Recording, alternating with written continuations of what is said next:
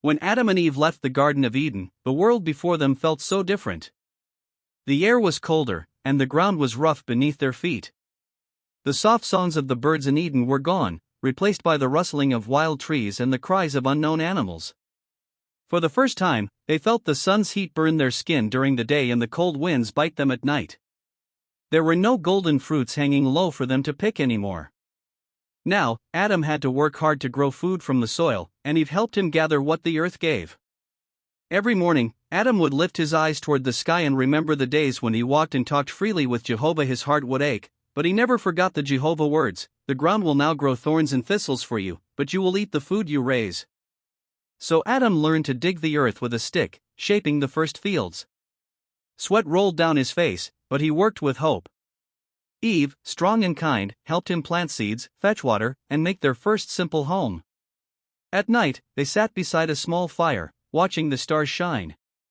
They remembered how beautiful the garden had been, but they also thanked Jehovah for keeping them alive and together. Time passed, and soon Eve gave birth to their first son. They named him Cain, meaning "I have gotten a man with the help of the Lord." Later, another son was born, Abel. Their hearts were filled with joy, for even though they had left Eden, life continued. Cain grew to be a farmer, tending the fields just like his father. Abel became a shepherd, caring for sheep and watching them graze on the hills.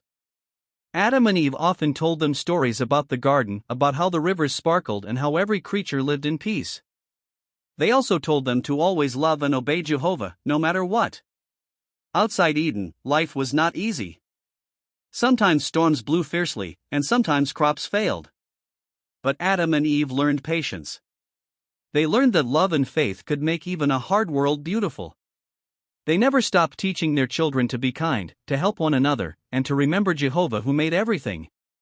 Though they could no longer see the angel guarding Eden's gate, they always felt that the Jehovah still watched over them, guiding their steps, forgiving their mistakes, and giving them hope for a better tomorrow.